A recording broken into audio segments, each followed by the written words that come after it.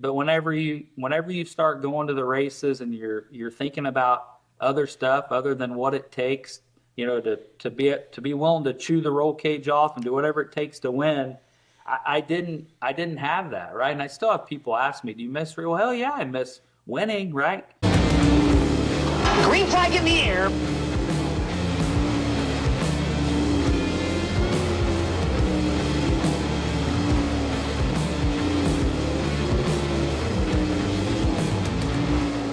Hey everyone, welcome back to Hot Lappin with Lanman, episode 10.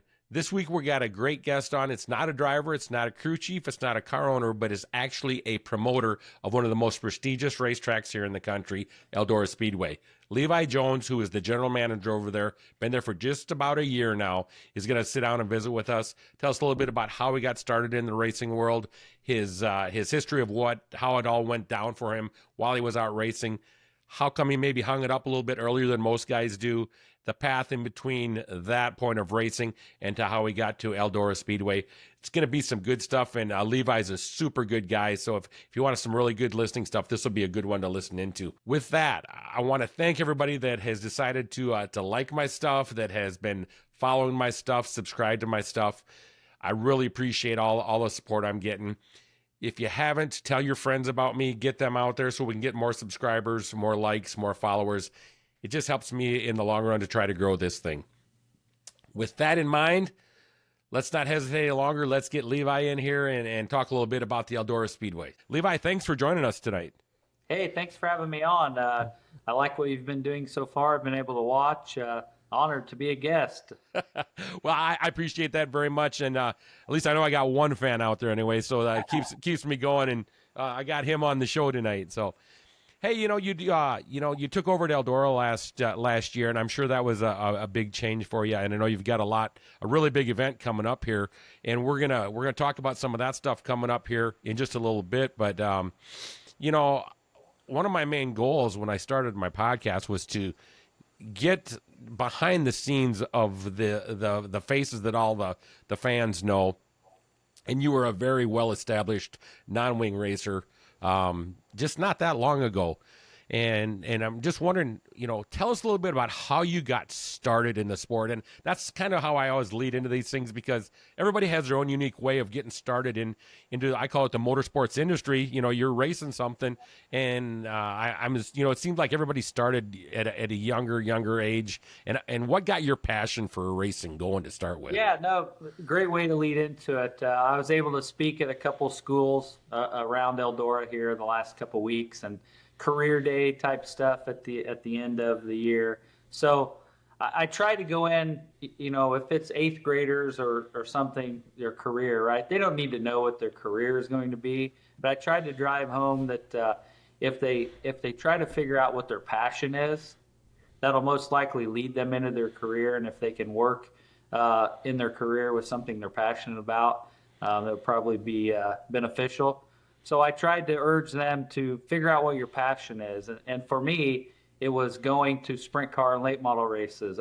As a young kid, I begged my family or my family's friends if they were going to Tri-State Speedway in Hobstadt, Indiana on Sundays. I was calling and getting dropped off and trying to go to every race. And I can just remember the feeling of showing up there. If hot laps were already started, I was like in a panic, like I was missing something. I had to be there, and it just, it took a grip on me my whole life. 43 years old, and going there, I don't know, maybe 6, 7, 8. But when I was 11, 12, not wanting to miss it somehow, some way to get there, and just the way that motorsports it consumed my whole life from a very young age, and my mom's still waiting on me to grow out of it. Well, I should probably be waiting a while. Who knows about that? So your mom, was she a supporter of you going to the races, or did you have to kind of fight that as things went along? I'm so fortunate to have the support of my parents. Getting me started. We were able to race go-karts as a young kid, and my dad and my uncle raced, and I finally begged them enough to let me race, and they got me a shitty cart, and I still wanted to do it. And I can remember my dad would not work on it until I attempted to clean it, and then he would come and clean it. And I can remember from a very young age, like I tried my hardest to get this as clean as Dad would, and he comes and makes it look great. And just trying to learn the karts and what made them go. We did get a micro. We ran a micro for a year, mostly in Charleston, Illinois. How old were you when you started the karting real quick and then the I micro? was 6, yeah. I think at 5, I turned 6. My birthday's in June, so I think I turned 6. And then we raced a few years on dirt, and then we started running street race, go-kart races with the Southern Indiana Racing Association, going all around the state running street races. Still have friends that I raced with and against that work in all forms of motorsports today, from an early age, and then a micro when I was 14 for 1 year, and then we got a sprint car with plans to run an IMCA sprint car class at Red Hill Raceway, 10 miles from my hometown. That lasted, I think, 4 races, and it folded. So now here we have a sprint car with an all-steel 360 engine. What do?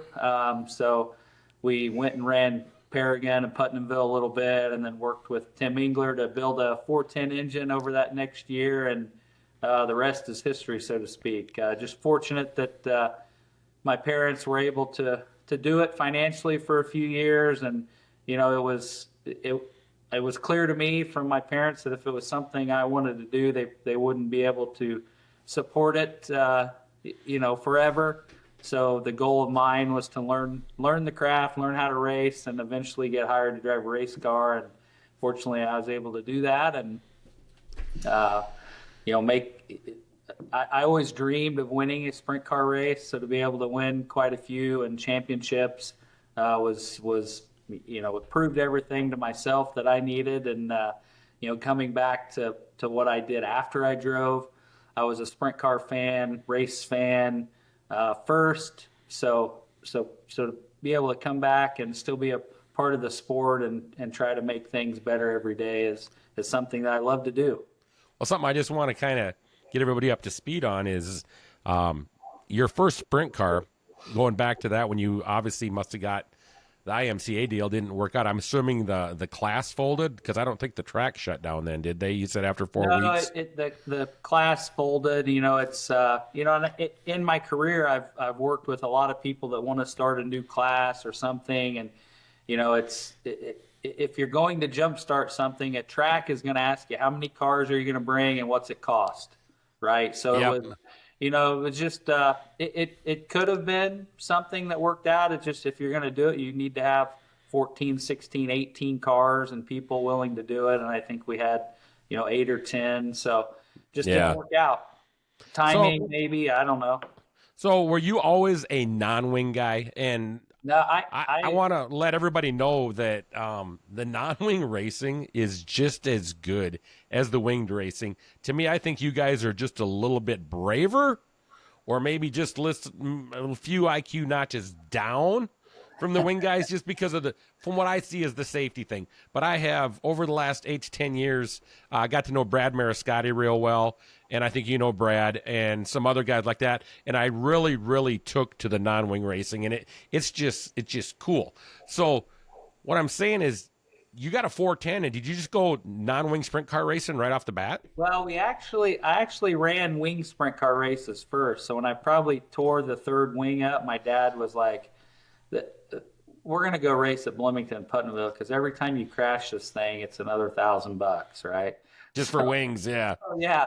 So it was probably I wanted to be a World of Outlaw driver, right? I mean, I had pictures of Steve and Sammy and Dave Blaney on my walls in my bedroom as a kid, and going to those races, that's what I wanted to do. Just what was available to race close to us. I can remember getting out of high school and driving home and getting the truck and trailer and going and picking Dad up at the store to head to Bloomington on Fridays. That it was just, there wasn't weekly wing racing. It kind of ended right there in the late 90s, close to us. So, ran non-wing and tried to hone my craft, and eventually became a USAC champion. Just by that path was just what was available to us. Well, I was doing a little. I have to do homework on all you guys, so people at least think I know what I'm talking about. But one interesting thing that I read was, I think you might have raced on and off with USAC. I'm not sure if you were a full-time participant, but 7 years of racing on and off with those guys before you get your first win. Now that's perseverance right there. Right. Yeah, I think I ran my first USAC race when I was 16 at Red Hill.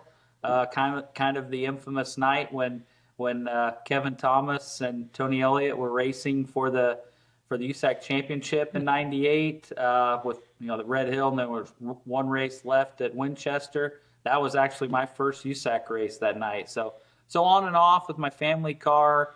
'98 we ran one race. '99 handful of races probably. 2000 and 2001 we ran quite a few of the races.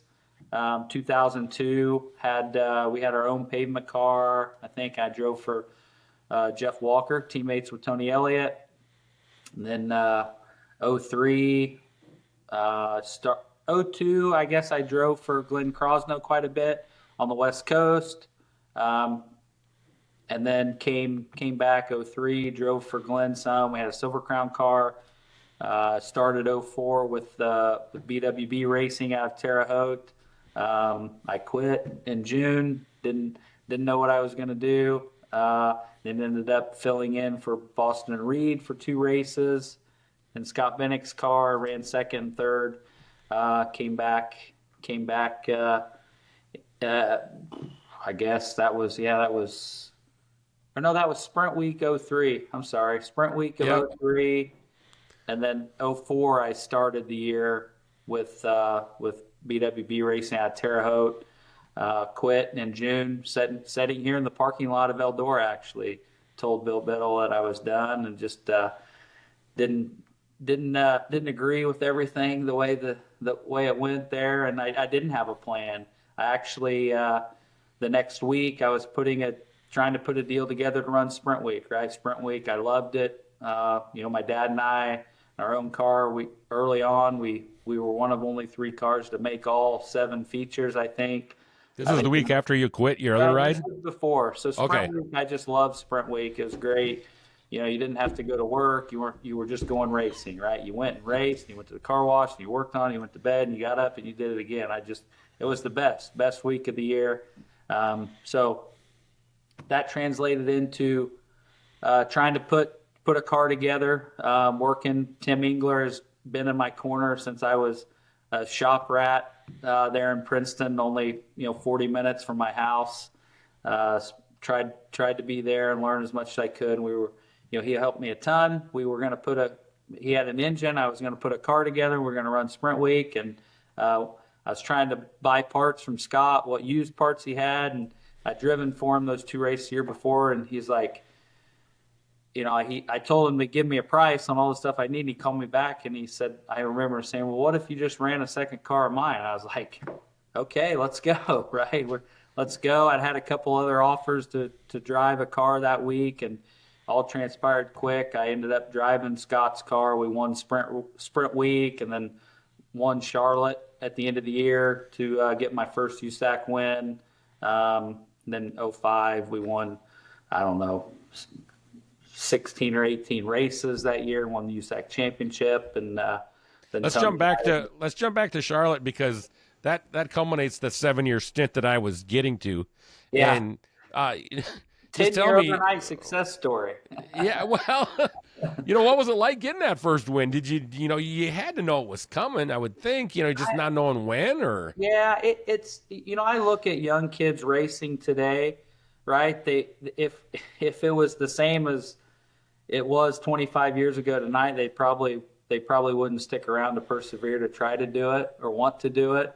It was just the fact that, we weren't going to roll another car out. The detriment to me is I knew what every part cost in the BR Motorsports catalog, right? So I knew, right? Like my parents had me run the checkbook, right? Like, hey, if you think we can buy a new tire tonight, buy it. If you think we can race 2 nights in a row and do it. So I hated that as a young kid, right? I was was jealous of the guys my age that didn't have to do that. But today, I appreciate that, right? That taught me a lot, trying to take care of my equipment, learn how a race team operates, what stuff costs.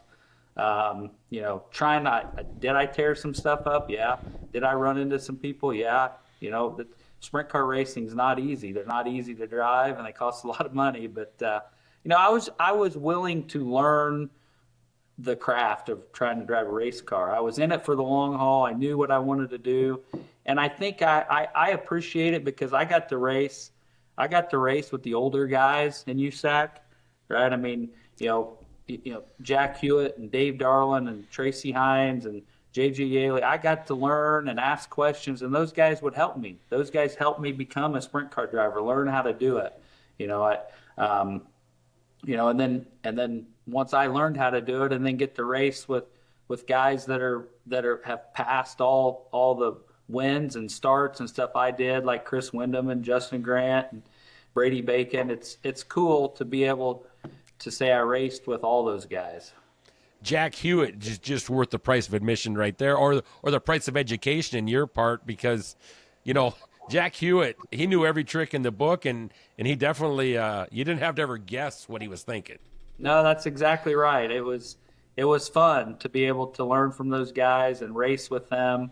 I can remember I was at North Vernon the night that Jack got hurt there at the end. So it wasn't always victory lanes and roses and flowers. There's tough times along the way in racing. You won that championship, the 2005, I think you said, with Bennick. And you guys obviously had a pretty good relationship because he had come let you drive his car for Speed Week the year before that. And then I was assuming you get a pretty good offer, probably an offer a guy could not turn down. I believe the next year you went driving for Tony Stewart. Yeah, that was a tough time, right? We dominated the dirt sprint car scene. And it came down into the year. What are we going to do next? We had Lucas Oil as a partner on that car, and looking at what we wanted to do, the funding we needed to have. My family didn't have a lot of money to put into it at that time. So when you get an offer from Tony Stewart, right? And I remember saying, if it's just the dirt sprint car, I probably don't want to do it. Right. So, just looking at the opportunity I had and able to put the Silver Crown deal together and be able to run some midget stuff for the first time was an exciting time in my life to go to Tony Stewart Racing, be partnered up with Mopar at the time for that first year before we went to Chevy. So, really cool time in my life, but it was tough to leave 2B Racing. We'd built something there and won, and to be honest, Scott didn't talk to me for a couple years, right? Well, he can be, and you know what Scott is? He's old school. He reminds me of Kenny Woodruff a little bit. They don't have a lot to say. Body language speaks a lot for them, and when they do speak, you definitely want to listen to what they're saying, and they can be a little bit stubborn too. But all in all, anybody that knows Scott Bennick knows he's a really good person.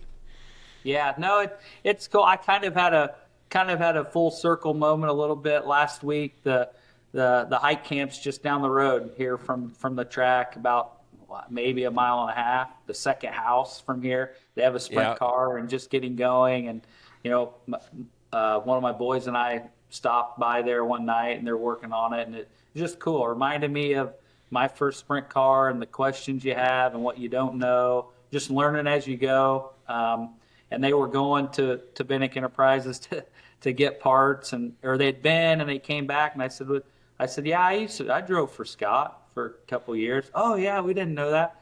I said, yeah, I actually slept in a bed, a twin bed mattress on the floor in the mezzanine with 3 sprint car wings as my walls. So I go, yeah, oh, really?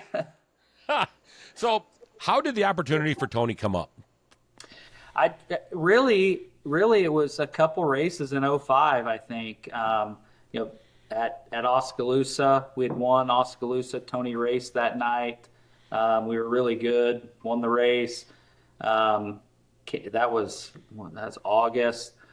Come to the 4 Crown here. I set the track record. won the race above the cushion was still, when I see people all over the country that were here that night, they talk about that race over the cushion. So that was a big one. I think Tony saw that one, and just how things transpired and us winning the championship, and grateful for Tony to give me the opportunity, gave me the ability to accomplish things that I only dreamed of when I was younger. Just incredible ride. The things I learned, being at Tony's for over 7 years and working with partners and people there, and being around, just being around the people involved with racing, winners and people passionate about the sport, from the Outlaw team and the people there, and our USAC team, and just great time in my life, and I wouldn't trade it for anything. Did you have to learn how to deal with corporate sponsorship? I'm not sure if you'd ever had to deal with that before. One thing I know with the TSR people is they take care of the people that take care of them, which like most other teams do also. Yeah, we could probably talk all day about that sort of thing. It was, I'd come from that team. I didn't have a teammate. We were just running sprint cars. So you come in there, and it's we spent that year. We moved into the new shop in Brownsburg right after Florida in February of 07. So just a lot going on, right? So from a teammate in 06, Josh Wise, he won the championship. I ran second. He signs a deal with Michael Waltrip Racing, and just that timing there of, hey, what could happen? Tracy gets hurt the next year before we get started. Ricky Stenhouse becomes my teammate. Just all of that experience of trying to win, right? What you focus on, what you do. In my way, I thought, well, I'll work harder. I'll be at the shop more. I'll learn more. We'll make our cars faster.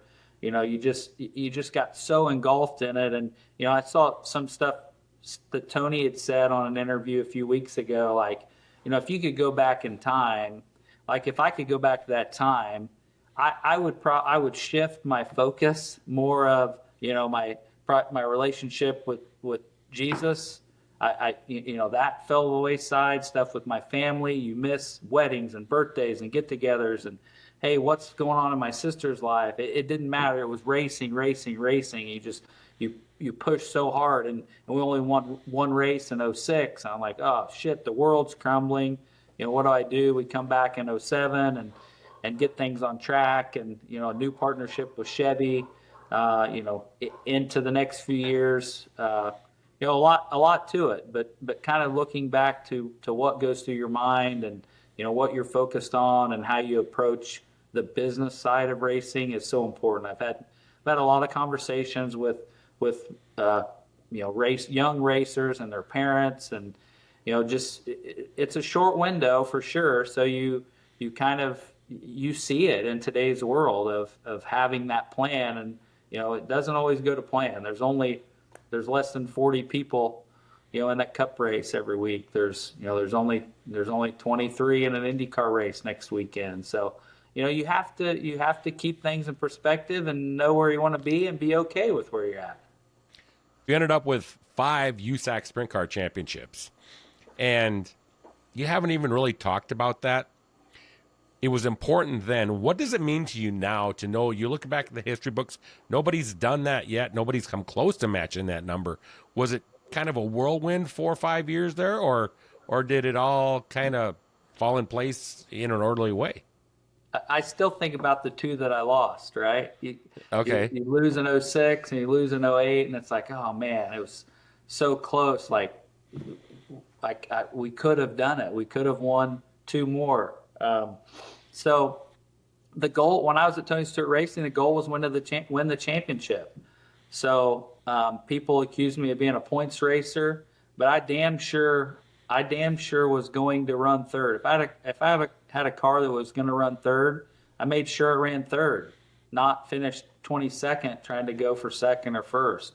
I took pride in not tearing a bunch of stuff up, and winning the championship was the goal. So that was the ultimate the ultimate for me. And it is cool to look at those championships, to win. You know, the first two was dirt and pavement. So, you know, to go to those dozen pavement races a year and try to race against the best guys on pavement, right? And then you go race guys that just run dirt, and we're trying to do it all in a Silver Crown car and a midget in here. So really a testament to the guys that I had working on my stuff at TSR. It was we didn't fall out of races. We made sure that we finished, and then if we had an opportunity to win, we tried to jump on it. You said something that I've wanted to point out, and I've never had an opportunity, but it's weird to understand the difference between a point racer and an invader. Does that make sense, what I'm asking you? Oh yeah, yeah, yeah. I mean, there were races that we would go and run that weren't points races, and you can lay it out all on the line, right? You're going for that first place check. It always pays more to win than it does to run second, but you know, there's a difference. When those years we didn't win the championship, man, it was tough because we didn't meet our goal. You know, kind of my whole life, whether it be in sports and ball or racing or life, work, you know, you set the goal and you do everything in your power to make sure you get it done. You have 5 championships. You're racing in 2013 for Tony Stewart Racing still, and you mid-season hang up the helmet. Yeah, it was. You know, you look at that time from 2010. You know, Heidi and I got married in 10. We had moved to Illinois. My dad's family started a new store in Swansea over by St. Louis. We moved there. I started working full time and racing still. We had crew late in the year 10. My buddy, you know, Shane Meal got hurt at Terre Haute. We were 1 point apart, race for the championship. You know, it's just all of that happening with life and racing and looking at some of the guys I raced with before and, you know, where they were at. What's my goal? Where do I need to be? Where do I want to be in life? At the end of you know, 11 going into 12, you know, we had 3 kids, and working and racing and driving from St. Louis was a lot. You know, I was 3 more hours each way basically, going to most of the races. And where am I going? I'm not going to drive Tony's Cup car, right? I'm 28, 29, 30, right? Where are you at? You know, guy that won 1 pavement race, right? I'm glad I did win that 1 pavement race. I always say, well, I ran second at Winchester and Salem in a midget and sprint car, but you know, so I was happy. I was okay with it because I didn't need to prove anything else to myself. Like you said, I'd won those championships. I'd met those goals. I'd made a lot of laps. You know, but it was a fun ride for my family and my friends, and you know, that was the toughest part for me, right? Because it became their life too. But whenever you start going to the races and you're thinking about other stuff other than what it takes, you know, to be willing to chew the roll cage off and do whatever it takes to win. I didn't have that, right? And I still have people ask me, do you miss? Well, hell yeah, I miss winning, right? You know, the last lap, leading, coming around, seeing the checkered and that feeling and seeing your guys and rolling into victory lane. Well, everybody that races has missed that, but you know, it's not easy to do. And then, you know, in 12, I'd battled, you know, the last half of 12, I'd battled a deal in my neck, and it finally shut off the nerve canal to my left arm. The muscles wouldn't fire, and I go to Dr. Trammell, and I'm like, you know, hey, you know, what do we do? What can I take? Can you give me a shot? Is there something I can do to get through these next couple months? And he told me, yeah, there's something you can do. I'm like, oh, great. He goes, you can drink a case of beer a night, fall asleep. Then when you wake up in the morning, it'll feel the same. I go, he goes, we need to go in there and replace those 3 discs. I go, well, I want to be able to use my arms, right? I don't want to. So the end of 12, after Labor Day at 12, I had those 3 discs replaced. Kind of, wanted to come back racing. I did come back in 13, driving the Silver Crown car. Came back and won the Hoosier 100. It was like, what am I doing? We go. So that was the Hoosier 100. I go. My buddy Shane had a midget. We built the midget and went and raced Indiana Midget Week with him. And I just, I was just going to go by myself for those 3 or 4 days. And this is something that this part of the story, not a lot of people know, but some people know that Midget Week, June of 13. So we were racing. It was just a struggle. It was a lot for Shane. It was hot, miserable. And I told Heidi, I said, let's just go, right? Let's go. We'll go. We'll take the motorhome and we'll go. We'll take the kids. So we had, 3 kids under 5 or whatever, and the generator's broke and the power won't work because of the inverter, right? So it's a disaster. Well, the night of Gas City. So we raced Gas City. The midget race, we actually get penalized our starting position, the midget, because Steve Meal and I are helping Shane having an issue in his wheelchair. So we get him situated. We're late to the line. We get moved back up spots. We can't figure out why the engine's not running right. Tough deal. And then I run the sprint car race. I drove the sprint car race for Jeff Walker that night, which was, my old buddy Jeff. And we win the sprint car race. And that night I beat 2nd, 3rd, and 4th were Christopher Bell, Kyle Larson, and Brian Clausen. Just a couple, nobodies. A $1,500 to win local sprint car race. And that was my last win, right? That was my last sprint car win. Well, we're loading up, Heidi and the kids. The motorhome's a disaster, so we got a room at the Holiday Inn down the road. And they go back, and get back there. It's storming. We get the call that Jason Leffler died that night. It was like all of it. We're back at the hotel. They go to bed. I go back down the lobby, sitting there where, the continental breakfast, and I'm at the table. Nobody else is down there.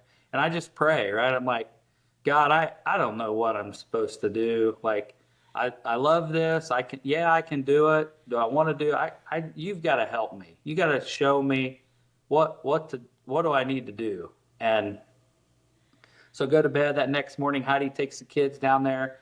They're getting cinnamon rolls and eating, and then I come down and setting, and we're like around the corner. And, we're talking about now, Heidi knows that Jason's gone, and we're talking, and, so at the table I was at around the corner, there was a couple, and I don't even know who they are, but I heard the lady say, well, I can't even, I just don't know why a guy like that, Levi Jones, like, I just don't know why he keeps doing it like that with those kids, and I'm like, they don't Really? even know I'm sitting there, I'm behind the wall. And I took that as God's way of telling me she was sitting in the same chair I was sitting in, praying to God to ask, show me, what do I need to do? Not what, because I don't know, you got to help me. So, So for that to happen, I was like, you know what? It's just, I don't need to go, and I don't need to go in another circle. If I win another race or, 2 races, Lanny's not going to think any different of me, right? Nope. Yeah, exactly. Am I happy with what I've done in racing and as a driver? And yes, but where I think what being content and happy with that propelled me into the jobs and positions I've been in racing a couple years after that. That's good stuff, and that's something that, wow, you got me on that one, and I'm proud of you. I know it had to be hard. I assume you went home that day. Then did you even race that night? We did.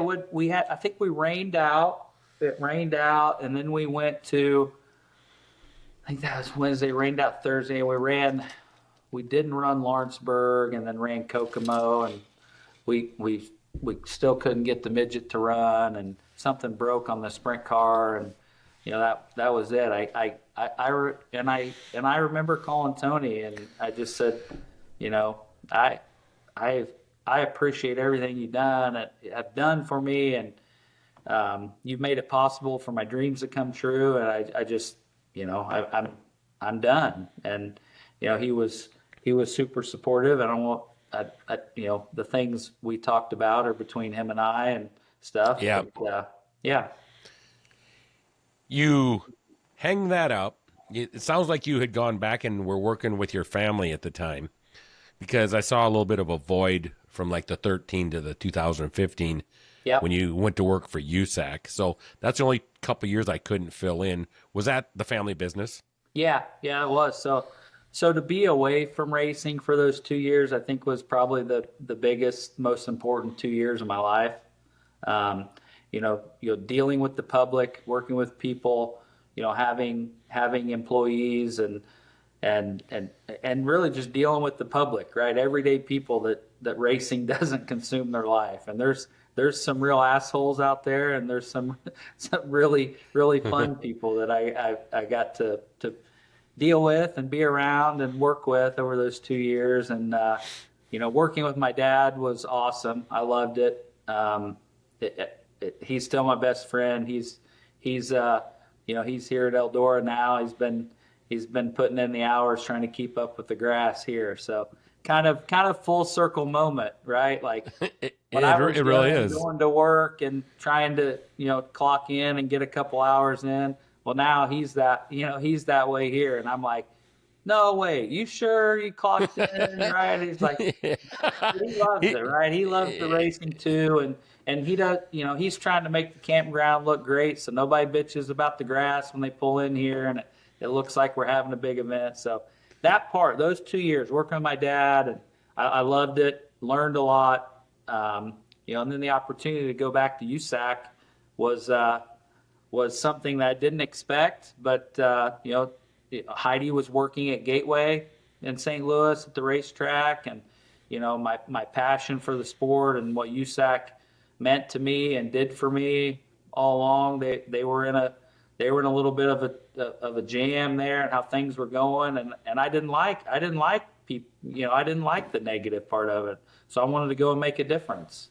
And I did. So we moved back to Indianapolis at the end of 15, straight in, getting after it, working, just showing up, doing the work. You're not gonna change stuff overnight. There's no magic wand. You just got to get in there and do the work.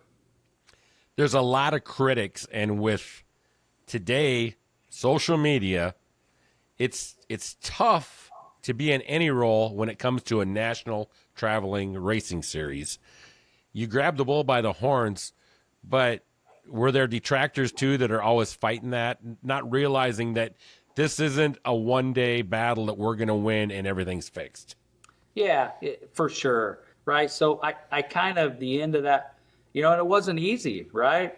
I went to USAC there at the end of 15. We roll into 16, got some stuff straightened out a little bit and going and had some momentum. And, we lose probably one of the greatest USAC racers ever when we lost Brian in August that year.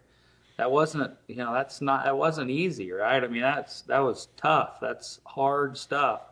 But keep working through it. I think, through tough times made us all stronger. And I feel USAC's in a better place now than it's ever been, right? Those guys can do it for a living. They can race for more money. You still hear it all the time. Yeah, it's can you go race a late model and win more money? Can you go race a wing sprint car and win more money? Yeah. But there is an avenue for a guy, to make a living. And if you can win in a non-wing sprint car, you can do it, right? I mean, it's cool for me to see the guys that have done it for a long time, that were just getting started kind of when I was in my prime. They've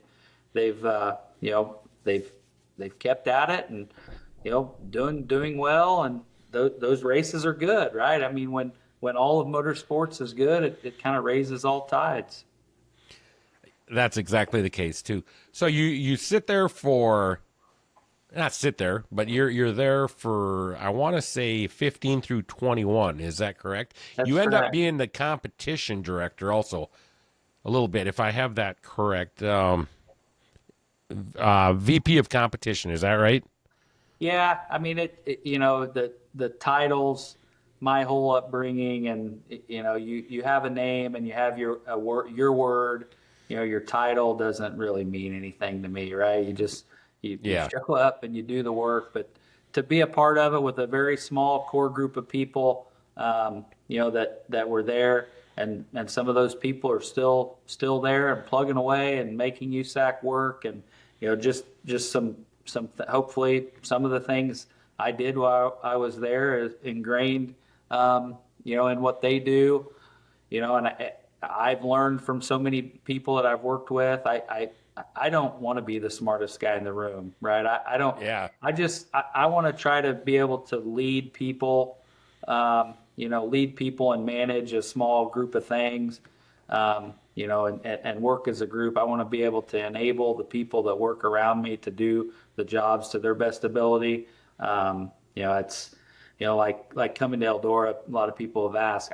Eldora doesn't need a Levi Jones stamp on it, right? We got to keep No. doing no different than when I went to USAC.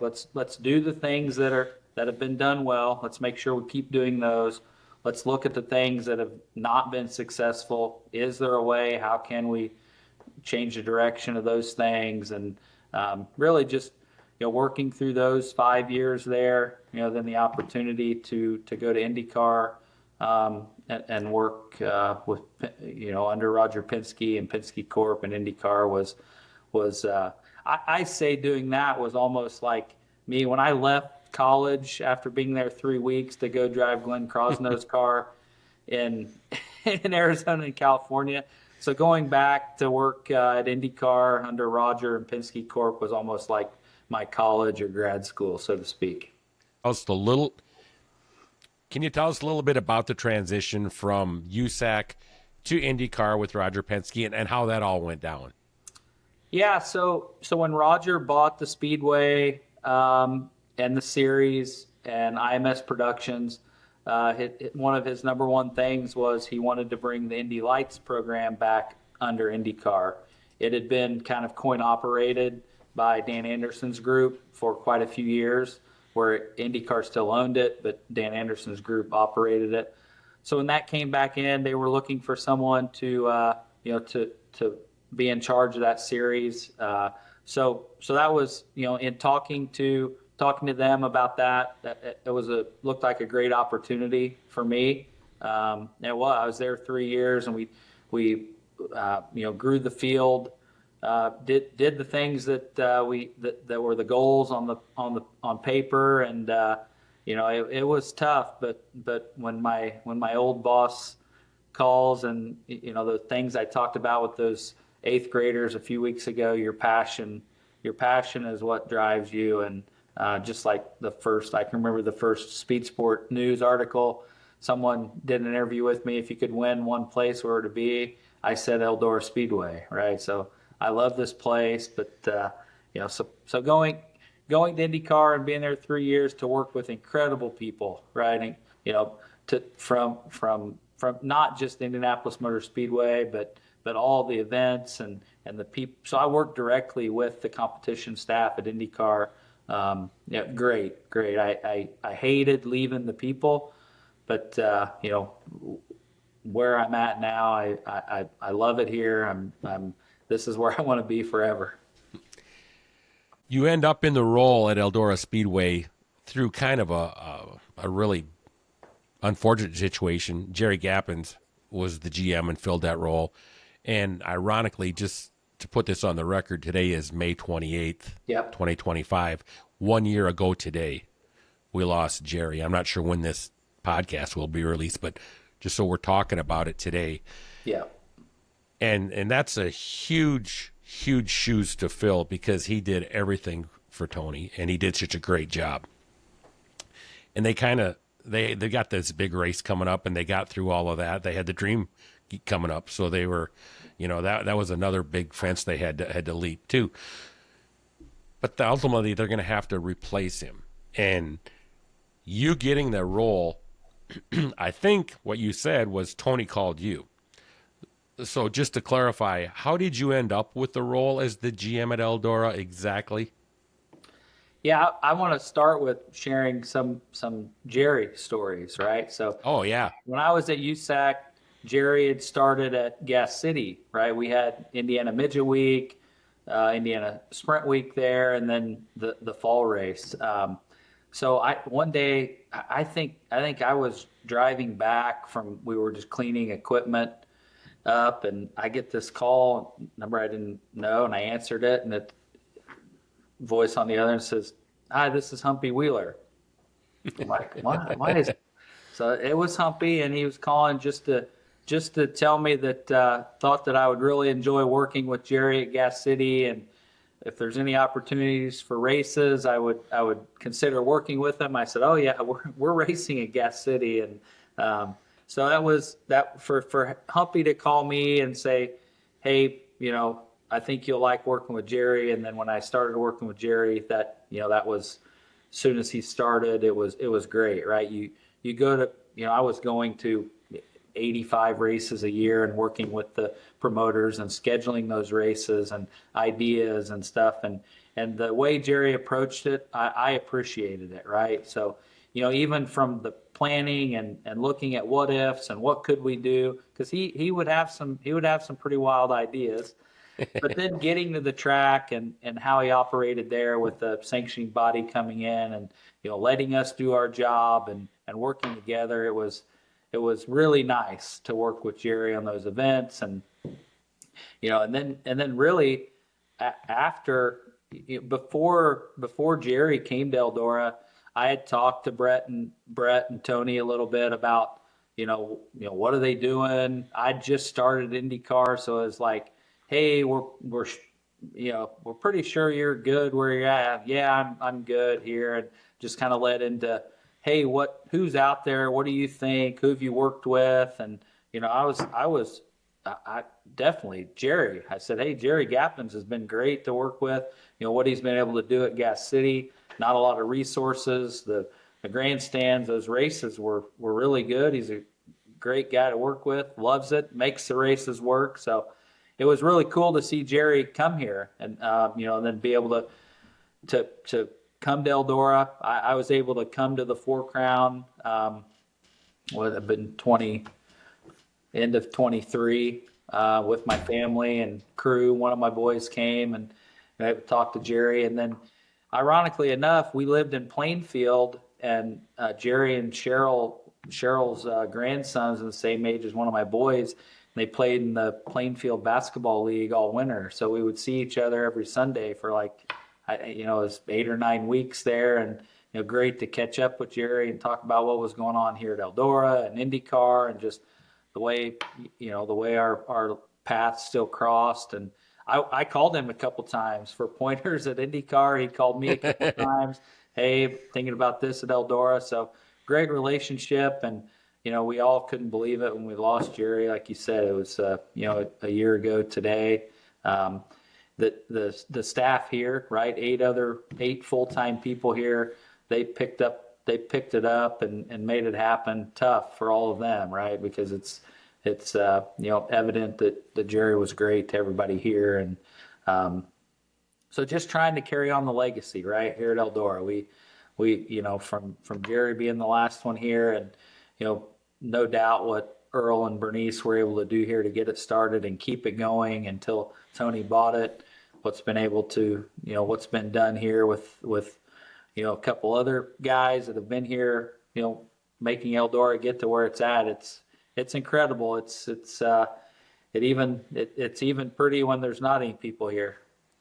Would you say that Jerry coming from, Gas City, which was it's well-known track, especially in the non-wing world, but to make the leap to Eldora Speedway, was he working that dream job that people are looking for?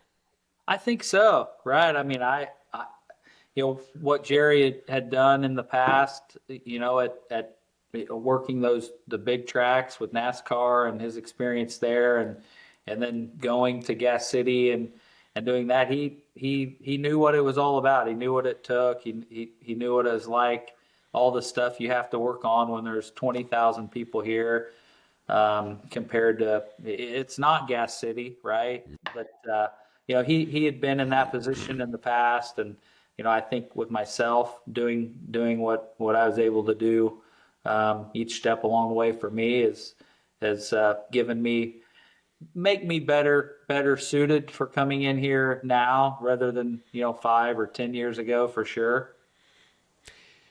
You've had a couple races this year so far at Eldora. You had a 2-day outlaw show, I think, or was it 1 day? One day I rained out. Yep. Yeah, Friday, yeah, Saturday. that's right. So you had that, but basically your big stuff kicks off in 2 weeks. The Dream, which is, for any of the late model people know, that's like our sprint car world, King's Royal to an extent, or it's not the Knoxville Nationals, but it's just one little step below that maybe. And this is your first time dealing with the big races. You got to deal with the Four Crown at the end of the year when you stepped into the role, but you've had a year to prepare for this now. And after they have the Dream, I jotted this down if I can find it in my notes. I think you have the High Limit and the World of Outlaws coming in with the 4 days of big racing with the I think it's the Joker's Wild or something like that High Limit's calling theirs. It really, we're hoping, it looks like summer weather is going to get here first of next week. I'm really excited about that. We had to wear winter jackets to the baseball game tonight, but we won, so it's worth it. Rolling into these big races, it was good for me to be able to get over here in September last year.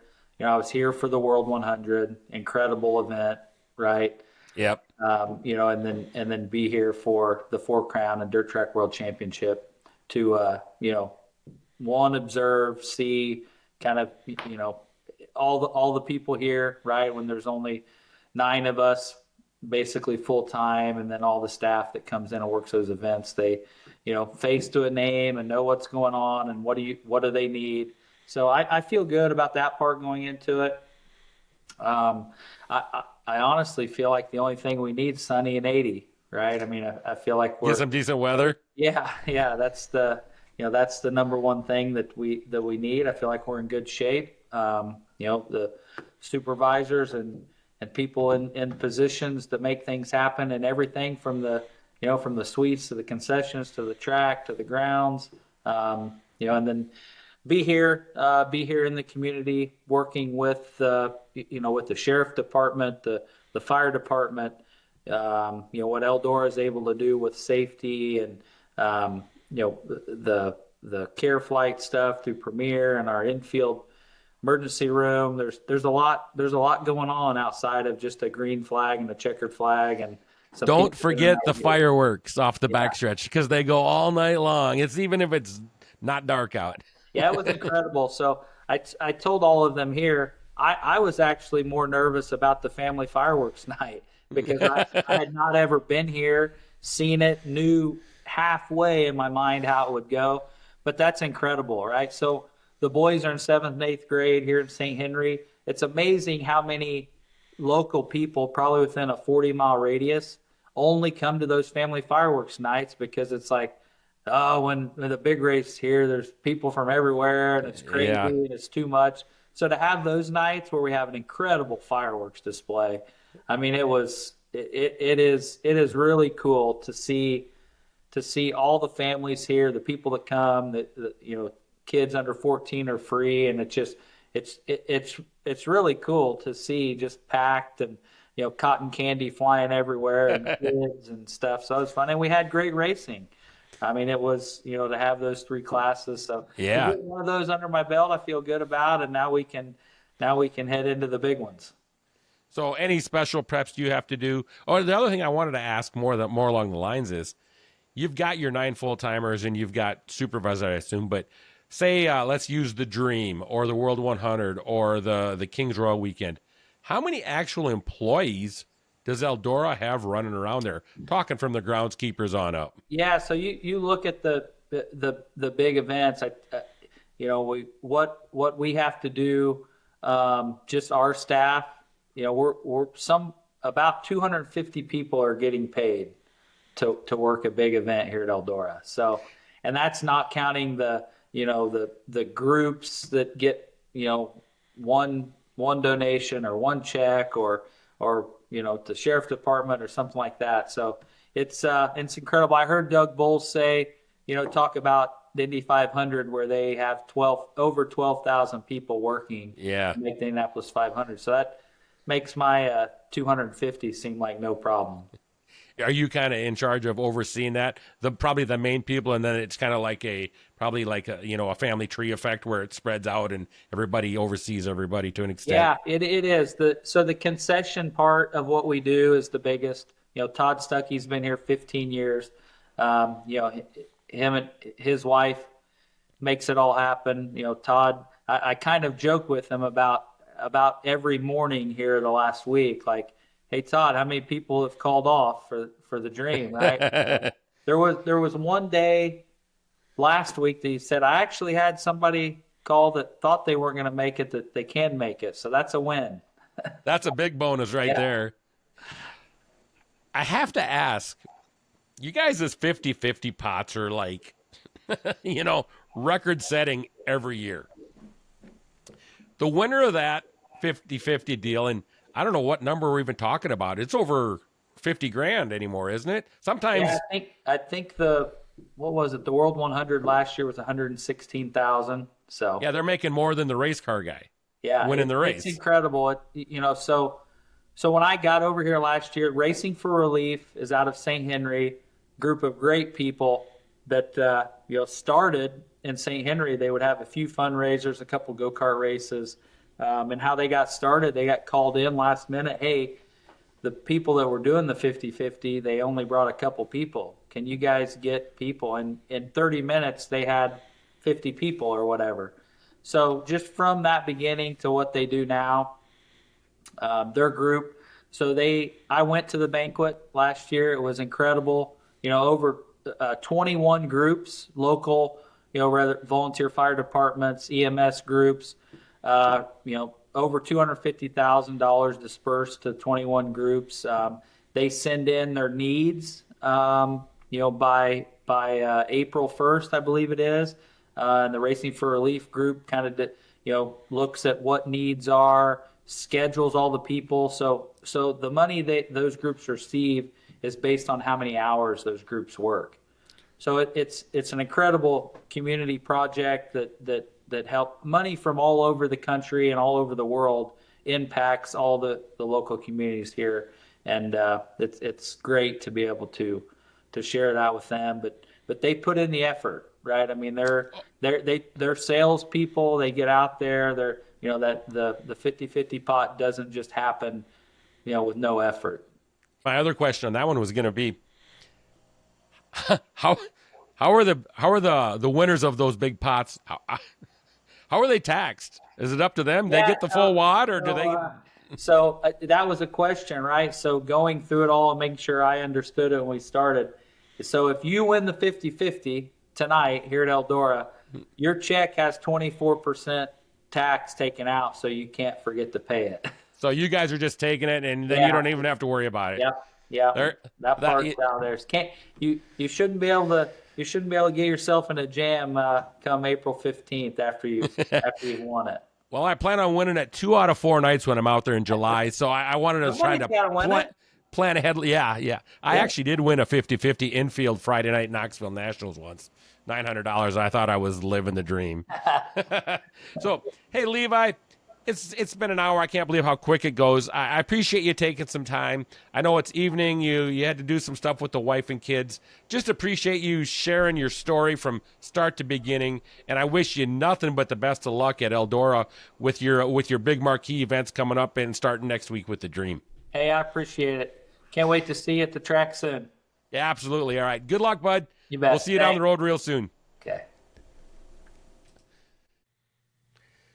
Okay, gang, with that, we're going to wrap it up for the week. I want to thank Levi once again for taking some time out of his busy schedule. I know they've got some big events coming up with the Dream just about 10 days away out of his schedule to sit down and visit with us, tell us a little bit about his background, how he got to where he is today. It was some great stuff, and hope you all enjoyed that.